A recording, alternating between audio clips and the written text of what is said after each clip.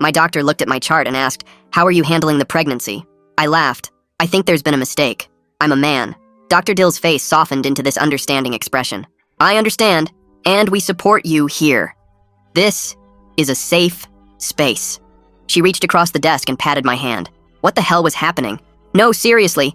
I'm literally just a regular dude here for a while." The door opened, and a nurse walked in, carrying prenatal vitamins and a stack of pamphlets. The top one read, "Your Journey, Pregnancy During Transition."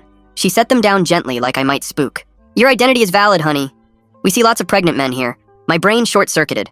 I just moved to this city 3 weeks ago for a software job. Nobody here knew me. The nurse was already on the phone. "Yes, we need approval for pregnancy care for a transgender male." "Already approved? Perfect." She hung up and smiled at me. "Your insurance already approved everything. You're so lucky to have good coverage. Listen, there's been a mix-up. I cannot be pregnant. I don't have the equipment." They exchanged this knowing look that made me want to scream. Dr. Dill typed something into her computer. "Would you like to speak with our high-risk pregnancy specialist? Sometimes denial can be dangerous for the baby that didn't exist. In the uterus I didn't have." The nurse was already texting someone. "Dr. Yazir can squeeze you in. She's wonderful with trans pregnancies. Will your partner Igor be joining?" "Who the EF is Igor?" The words exploded out before I could stop them. The nurse rubbed my shoulder. "Mood swings are perfectly normal in your first trimester, especially with the hormones from transitioning." I grabbed my jacket and walked out. They called after me about prenatal care, but I kept moving. The apartment building's group chat was blowing up when I parked. I opened it expecting complaints about parking. Instead, "Congrats to 6B on the pregnancy. So brave. My cousin is trans and pregnant too. Gender reveal party in the courtyard." These people I'd never met were planning my baby shower. I was typing a frantic message to clear things up when my new boss called. "Hello, sir. HR just informed me about your pregnancy. We'll need to adjust your workspace for safety. No more server room duties." My career was literally being derailed. "Charlie, I'm not pregnant. Someone's playing a prank." He chuckled like I'd made a dad joke. "Take all the time you need to process. We support you. And hey, you'll always be a real man to me." My phone was ringing nonstop. Unknown numbers. I answered one. "Hi. This is Chelsea from Transparent Magazine. We'd love to feature your pregnancy journey." I hung up. Another call immediately. "Is this the viral pregnant trans man? I'm a documentary filmmaker -- block." Another. "Your story inspired me to start trying with my husband." I recognized the next number. My landlord. "FYI, you'll need to add the baby to the lease. Also, the couple in 2A wants to throw you a shower in the community room." Even my housing was now affected. I sat in the pharmacy parking lot Googling myself. There it was. A whole Facebook profile I didn't create. Photos of me with some random guy labeled Igor. Ultrasound photos. A baby registry. The clinic system logs had shown St. Mary's. My college roommate Declan was doing his residency there. The same Declan whose wife was pregnant. The same Declan I joked with about having sympathy pregnancy when I felt nauseous from bad Thai food. I called him from the parking lot. He picked up laughing. "Did your mom call yet?" She's so excited. My vision went red. "Declan, what did you do?" His cackle got louder. "Remember when you said you felt more pregnant than my wife? I gave you the full experience. Created a whole medical profile. Pregnant trans man. Posted in support groups. Even made you a boyfriend named Igor." The next call was from building security. "Sir, there's a news van here saying you're expecting?" I looked up. A no-name college news crowd was setting up in the parking lot. A reporter was already approaching cars asking about the inspiring pregnant man in 6B. I locked myself in my apartment. Good riddance. Until a week later, when I saw Declan at a restaurant with Isa, the nurse from the clinic I'd been working up courage to ask out for months. She was laughing at something on his phone. That's when I realized this was never about a prank. I stood frozen outside the restaurant window, my feet stuck to the sidewalk like they'd been glued there, watching Isa throw her head back laughing at whatever Declan just showed her on his phone. My hand started shaking when I saw him lean closer to point at something on the screen, his other hand casually touching her shoulder. And that's when it hit me like a punch to the gut, that this whole nightmare wasn't just about humiliating me, it was about removing me as competition. I backed away from the window before they could spot me and started walking home in a daze, my legs moving on autopilot while my brain raced through every interaction since I'd mentioned wanting to ask Isa out 3 weeks ago. Declan had seemed so supportive when I told him about her, even offered to put in a good word since he worked at the same hospital system, said he'd mention what a great guy I was, and now I understood why he'd been so eager to help. My apartment door slammed harder than I meant it to when I got back, and I immediately pulled out my laptop and started documenting everything, creating folders for the fake profiles, screenshots of the clinic visit confirmation, the insurance approval emails, every single piece of evidence I could find. I opened a spreadsheet and built a timeline showing exactly when each thing happened, marking the date I'd told Declan about Isa and how his prank mysteriously started just 2 days later. The correlation too perfect to be coincidence. Monday morning came, and I called the clinic the second they opened, demanding they correct my records immediately. The receptionist put me on hold for 10 minutes, then transferred me to billing, who said they couldn't help, then to medical records, who transferred me to patient advocacy. And finally, someone explained I'd need to come in person with legal documentation proving I wasn't pregnant, like somehow the burden was on me to prove I didn't have a uterus. My next call was to a lawyer who specialized in identity theft and medical fraud, someone I found through my company's legal referral service. She listened to my whole story without interrupting, taking notes. I could hear her typing, then said we definitely had a strong case, but warned me the medical system moved like molasses when it came to correcting errors, even obvious ones like a biological male being listed as pregnant. I hung up feeling both validated and frustrated, then went straight to the FTC website to file an identity theft report online. The form took forever to fill out, asking for dates and details and documentation. And when it got to the part asking if I knew who did this, I typed Declan's full name with satisfaction, knowing there would finally be consequences for what he'd done to my life. Tuesday morning, Charlie called me into his office to discuss what he called my transition back to full duties post-pregnancy, which made me want to scream. I showed him the FTC report with the case number, explained the whole situation from the beginning, pointed out the timeline showing it was fraud. But he just nodded sympathetically and said HR still needed official medical clearance before I could return to the server room, company policy about pregnancy and hazardous environments. That evening, I was heating up leftover Chinese food when someone knocked on my door, and I opened it to find a woman from 6C introducing herself as Monica. She said she moderated the building chat and wanted to check in about the baby shower planning, suggesting maybe we should pause everything until I was ready, clearly trying to be supportive of what she thought was my journey through pregnancy and transition. I tried explaining it was all fake, but she just patted my arm and said denial was normal. She'd be there when I was ready to talk. Wednesday, my phone wouldn't stop buzzing with media requests. Every notification, another podcast or documentary or article about trans pregnancy wanting to feature my story. I declined them all with the same copied message about privacy, but then one reporter mentioned they'd already interviewed my partner, Igor, for their piece, which sent actual chills down my spine, because whoever was pretending to be this fictional boyfriend was taking this way too far. Thursday morning brought an email from my landlord with an attached addendum to my lease, requesting an increased security deposit for the baby, citing potential property damage from children and the need to baby-proof the apartment. I immediately forwarded it to my lawyer, who replied within an hour saying she was adding it to our growing list of damages from Declan's fraud, the financial impact now including my career, my housing, my insurance premiums, and my reputation in ways I was still discovering. Friday morning, my lawyer called to say she'd sent cease and desist letters to every platform hosting those fake profiles. She'd included the FTC case number in bold at the top of each letter and threatened immediate legal action if they didn't remove everything within 72 hours. The letter to Transparent Magazine went certified mail with a return receipt requested. She also reported the fraudulent medical records directly to St. Mary's Hospital Compliance Department, which triggered an automatic investigation into their system security. The compliance officer promised to review every single access log from Declan's account, going back 6 months. I spent the rest of the morning organizing screenshots of every fake post, every profile, every message into labeled folders on my laptop. My coworker, Bradley, knocked on my cubicle wall around lunch and showed me his phone screen where the company Slack had a whole congratulations thread about my pregnancy.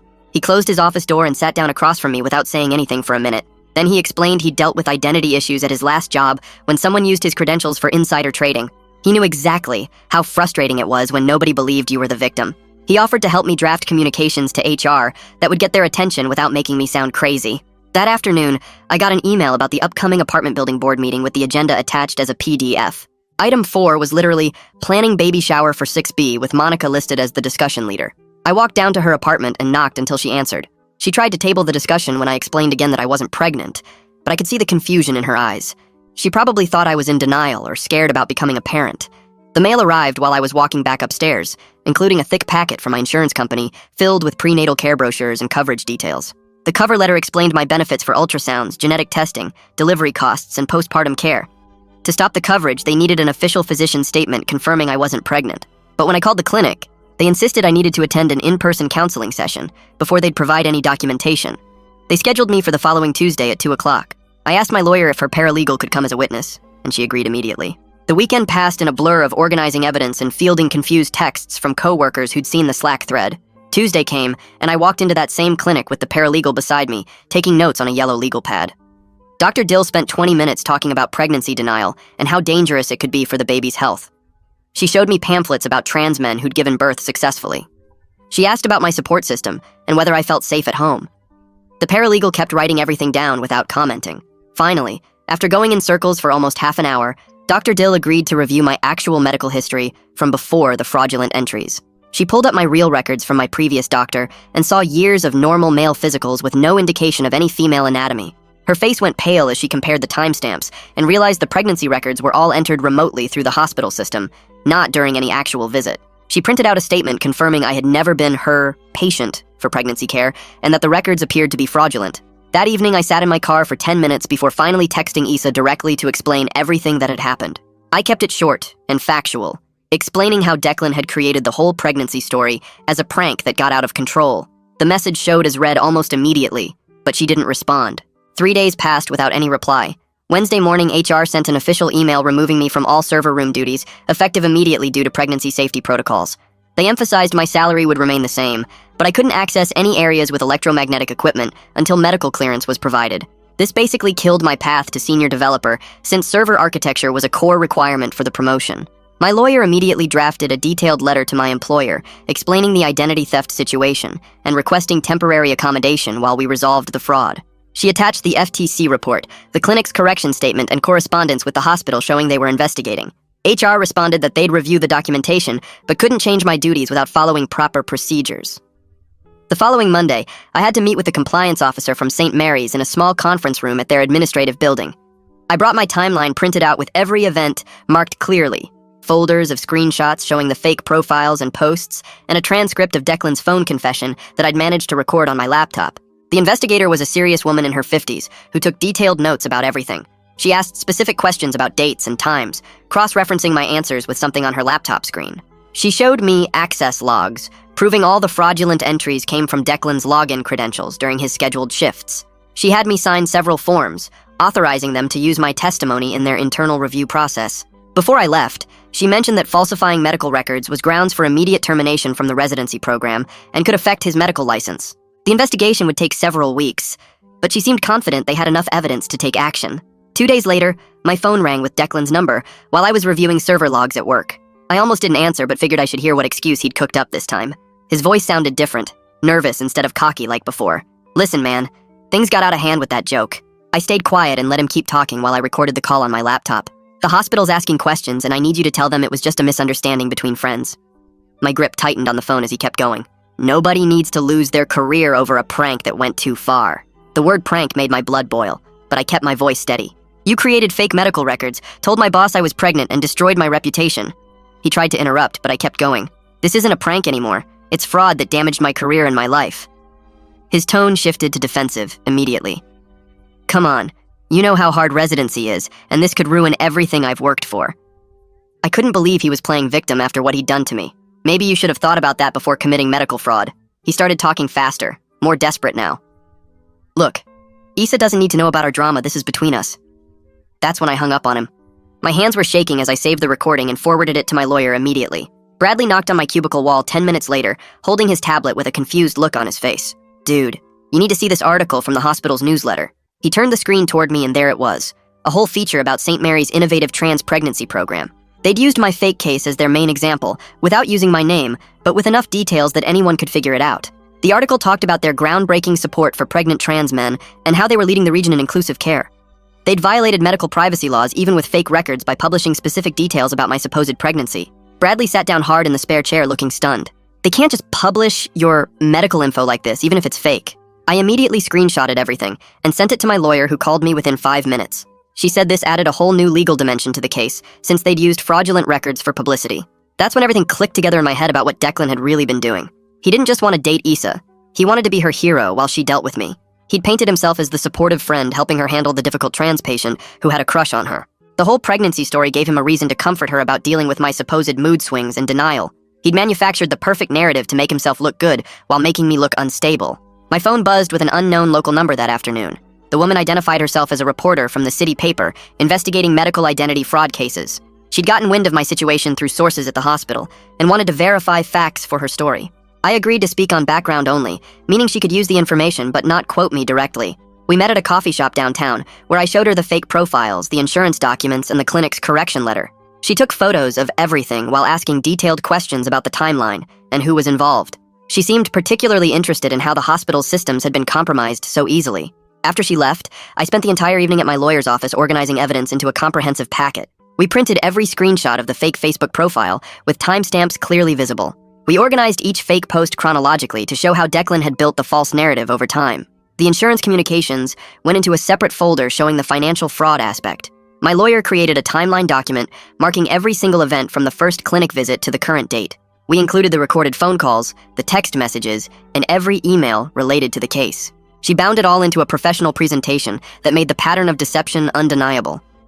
The compliance interview I'd already done at St. Mary's had been thorough, but now they called me back for follow-up questions. The investigator seemed even more serious this time, as she showed me their preliminary findings. She had printouts of system logs showing every fraudulent entry traced back to Declan's login credentials. Each false record had been created from his assigned workstation during his scheduled shifts at the hospital. She showed me security footage placing him at that exact computer during the times the records were created.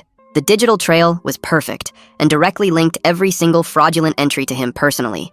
3 days after that, Issa finally responded to the message I'd sent her weeks ago. Her text was short, but seemed genuine about not knowing the pregnancy was fake. She said Declan had told her I was struggling with my identity and going through a difficult time. She needed time to process that he'd lied to her about everything, including my supposed mental state. I didn't respond because there wasn't really anything left to say between us at this point. The hospital's IT audit came back the next week with devastating findings for their security protocols. Every fake record had been created using Declan's unique login from his assigned computer terminal. The audit showed he'd accessed my records 17 times over 3 weeks to add false information. They found he'd even downloaded template forms for trans pregnancy care to make the records look authentic. St. Mary's legal department contacted my lawyer 2 days later with a settlement proposal. They wanted to avoid any publicity about their security failures and offered compensation with a non-disclosure agreement. My lawyer reviewed it carefully and pointed out they were trying to bury the whole incident. The NDA would prevent me from discussing how their systems had been compromised or how the fraud had occurred. We both knew they were more worried about their reputation than making things right with me. My lawyer drafted a counteroffer the next morning, demanding specific things from the hospital. She typed up 3 pages listing corrective letters they needed to send to my employer and insurance company. The NDA they wanted would only cover the dollar amount, not the actual facts about what happened. She sent it over while I sat in her office watching her work through each point. The hospital's lawyers called back within 2 hours trying to negotiate, but she held firm on every demand. They finally agreed to send formal corrections to everyone affected, plus implement new verification protocols for patient records. Charlie called me into his office that afternoon after getting the lawyer's letter explaining everything. He looked really uncomfortable sitting there reading through the documentation about the fraud. He agreed to stop any career changes until the whole mess got sorted out and seemed embarrassed about how HR had handled things. The building's monthly meeting was that evening in the community room, and I knew I had to show up. Monica had put me on the agenda to address the pregnancy rumors once and for all. I stood up in front of 40 neighbors holding the hospital's correction letter. I explained that I was never pregnant, and it was all medical fraud by someone at the hospital. The room went dead quiet while people processed what I was saying. Some neighbors looked skeptical, like I was making excuses, while others shifted uncomfortably in their chairs. One guy actually asked if I was sure I wasn't just in denial, which made my blood boil. I sat down and let Monica move to the next topic, while people whispered among themselves. The next morning, I filled out the complaint form for the state medical board about falsified medical records. The form asked for specific dates and documentation, which I had ready thanks to my lawyer's organization. I attached copies of the fraudulent records and the hospital's admission that they were fake. Even though Declan was still in residency, this complaint could affect his whole medical career.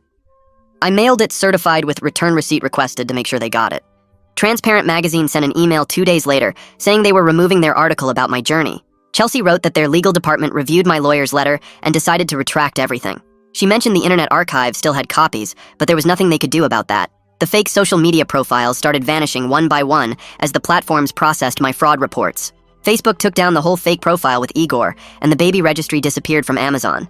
Each notification about a successful takedown felt like getting a small piece of my life back. Twitter removed 3 fake accounts that had been posting about my pregnancy journey. Instagram deleted the profile with all the ultrasound photos Declan had posted.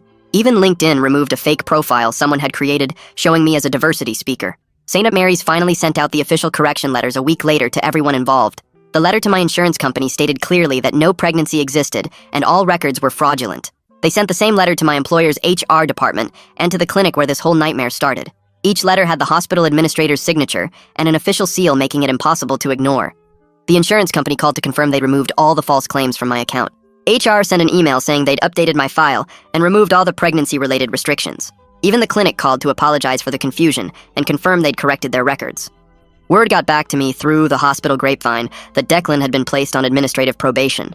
He had to complete 30 hours of ethics training and couldn't see patients without supervision. The medical board's investigation was still pending, but the hospital had already started disciplinary action. His residency director apparently tore into him during a meeting about professionalism and ethics. Part of his probation required writing a formal apology letter, which arrived through official channels 2 weeks later. The letter read, like something his lawyer wrote with careful language about taking responsibility for poor judgment. He acknowledged creating false medical records, but avoided saying why he did it, or mentioning Issa at all. The whole thing felt hollow and calculated rather than genuine remorse for what he'd done. I didn't bother responding since there was nothing left to say between us. Issa finally texted, asking if we could meet for coffee to talk about everything that happened. We met at a shop downtown where she looked tired and stressed sitting across from me. She said she had no idea the pregnancy was fake until the hospital investigation started. Declan had told her I was going through identity issues, and she believed his story about supporting me. She admitted she should have questioned why the whole thing seemed so strange and complicated. We talked for an hour about how he'd manipulated both of us to get what he wanted. She apologized for not realizing sooner that something was wrong with his story about me. The conversation stayed polite, but we both knew there was too much damage for any kind of friendship. She mentioned transferring to a different hospital unit to get away from all the drama. I told her I understood, and we parted ways knowing we'd probably never speak again. Actually, she called me back 10 minutes after I left the coffee shop and said she needed to tell me something important. We met again that same afternoon at a park bench near the hospital where she worked. She sat down and started talking fast about how Declan had been texting her for weeks before the whole fake pregnancy thing started. He'd told her I was going through some kind of identity crisis and needed support from medical professionals who understood trans issues. She showed me screenshots on her phone of him saying I was in denial about my transition and that helping me accept my pregnancy would be part of my healing journey. The dates on those messages were from before he even created the fake medical records. She said she felt sick realizing how he'd set everything up to make himself look like the caring friend while making me seem unstable. The worst part was when she admitted he'd started asking her out. The same week, the news van showed up at my apartment. She transferred to pediatrics the next day just to avoid seeing him in the halls. HR called me that Tuesday with news that made my hands shake with relief. The correction letter from the hospital had finally cleared everything up, and they were removing all pregnancy restrictions from my file immediately. Charlie met with me that afternoon to go over the details and said I could return to the server room starting the next morning. He looked embarrassed when he admitted they should have verified the medical claims before changing my work duties. The damage to my promotion timeline was already done, though, since they'd hired someone else for the senior developer position while I was restricted. Charlie said they'd consider me for the next opening, but we both knew that could be months away. Monica posted in the building chat that night, explaining the whole situation without using anyone's names. She wrote that a resident had been victim of medical identity theft and asked everyone to respect their privacy going forward. Some neighbors replied with apology messages saying they felt terrible about planning the baby shower without checking first. Others stayed quiet, but I could feel the cold looks when I passed them in the hallway. Mrs. Queen from 4B actually knocked on my door to apologize in person and brought cookies she'd baked. The guy from 2A who'd wanted to throw the shower just avoided eye contact completely whenever we crossed paths. I spent 3 hours that weekend writing up my whole experience for an online privacy forum without naming Declan or the hospital. I stuck to the facts about how someone with medical system access created fake records that spread through insurance systems and social media. People responded with their own horror stories about identity theft and medical fraud. Someone who worked in the hospital IT explained how easy it was to alter records if you had the right access level. My post got thousands of views and helped start a discussion about verification protocols. The lawyer called Thursday morning saying the hospital had accepted our settlement terms. They'd pay me $15,000 for the damages and implement new verification requirements for updating patient records. The best part was no gag order, so I could still talk about what happened as long as I didn't name specific people. They also agreed to send formal apology letters to my employer and insurance company, taking full responsibility for the security breach. The new protocols they promised included requiring two-factor authentication for any gender or pregnancy status changes in patient files. Bradley helped me put together a lunch presentation at work about protecting your medical privacy and spotting identity theft. My coworkers sat there with their mouths open when I explained how someone created an entire fake pregnancy with just computer access. One guy asked how I discovered it was Declan, and I explained about recognizing the hospital connection from the clinic records. People started checking their own medical portals right there during lunch to make sure nothing weird showed up. Bradley added tips about freezing your medical records like you would credit reports. Someone from accounting mentioned they'd had their prescription history stolen once and hadn't known you could request verification alerts. A nurse friend who still worked at the hospital texted me that Declan was pulled from all patient rotations and stuck doing only research and paperwork. She said he had to complete 60 hours of remediation training and couldn't graduate from residency on time anymore. The medical board investigation was still ongoing, but everyone knew his career was basically ruined. She also mentioned Issa had requested a transfer to the children's hospital across town and seemed much happier there. His wife had filed for divorce after finding out about everything through the hospital investigation. I thought about leaving the city and starting fresh somewhere else, but decided that was letting him win. My apartment was nice, my job was solid even without the promotion, and I'd started making actual friends through the whole mess. Monica and I grabbed drinks sometimes, and Bradley became my gym buddy. I even started going on dates again through a dating app, though I was way more careful about sharing personal info. One woman I went out with actually thought the whole story was hilarious and wanted to hear every detail. 3 months after the clinic visit that started everything, I walked past that building on my way to lunch. My phone stayed quiet, no reporters called, no fake emergency existed anymore. The whole thing felt like some weird dream, except for the settlement check I'd deposited and the stack of correction letters in my filing cabinet. I'd learned to verify everything medical twice and set up alerts on all my accounts. The clinic had even sent an apology letter after their own investigation found their staff should have verified the suspicious records. Mom called that weekend after I'd finally sent her copies of all the official correction letters from the hospital. She went from confused to furious in about 30 seconds once she understood what Declan had done. She remembered him from college and couldn't believe he'd violated medical ethics like that just to steal a girl. She wanted to call his mother and give her a piece of her mind, but I talked her out of it. She said she was proud of how I'd handled everything through proper legal channels instead of just punching him in the face like she would have. 2 weeks later, the letter from the state medical board arrived in a thick envelope that I opened while standing in my kitchen. The formal reprimand against Declan took up 3 pages of legal language that basically said he'd broken every ethics rule about patient privacy and record keeping. His license stayed active, but this black mark would follow him forever, since any hospital checking his background would see the violation right there in the system. I took a photo of the key paragraph and sent it to my lawyer, who replied that this was better than we'd hoped for. The promotion meeting with Charlie happened 6 months after everything started, instead of right on schedule like it should have been. He sat across from me in the conference room shuffling papers while explaining that my handling of the whole mess actually showed real leadership, even though the situation itself was completely insane. The senior developer title came with a nice raise and access to better projects, but I couldn't help thinking about those lost 6 months when other people got promoted ahead of me. Monica knocked on my door that evening with a bottle of wine to celebrate the promotion she'd heard about through the building gossip network. We sat on my balcony drinking, and she told me stories about other crazy stuff that had happened in the building over the years, though nothing quite matched a fake pregnancy scandal. She helped me figure out which neighbors to avoid and which ones were actually cool once you got to know them. We started having regular Thursday night drinks, where we'd watch terrible reality TV, and she'd update me on building drama that didn't involve me for once. A full year passed before I felt like my life had really settled back to normal. My work projects were going great, with the senior title opening doors to more interesting assignments. The friends I'd made through the whole disaster turned out to be keepers who knew the full story and could laugh about it now. I started dating this woman from my rock climbing gym, who thought the whole saga was the most entertaining first date story she'd ever heard. She kept asking for more details about the fake boyfriend, Igor, and whether I'd kept any of the pregnancy pamphlets as souvenirs. My buddy from the hospital texted me that Declan had finished his residency, but was having major trouble landing a real job. Every decent hospital ran background checks, and that medical board reprimand popped up immediately, making them pass on his application. His wife had divorced him after the investigation revealed how he'd manipulated both me and Issa to break us up before we even had a chance. He ended up taking some clinic job in a small town 3 hours away, where they were desperate enough to overlook his record. I ran into Issa at a coffee shop downtown on a random Tuesday morning when we both reached for the same newspaper someone had left on the counter. We both froze for a second before laughing at the awkwardness of it all. She was doing great at the children's hospital and had just gotten certified in some specialized pediatric procedure. We chatted for maybe 10 minutes about work stuff and carefully avoided mentioning Declan or the whole mess. There wasn't any romantic spark anymore, but no hard feelings either, since we'd both been victims of his scheme. She mentioned she was engaged to someone from her hiking club and seemed genuinely happy. My lawyer emailed me an article about a new court case where someone cited my situation as legal precedent for medical identity theft. The judge had ruled in favor of the victim, using my case as an example of how these violations could spiral out of control and cause real damage.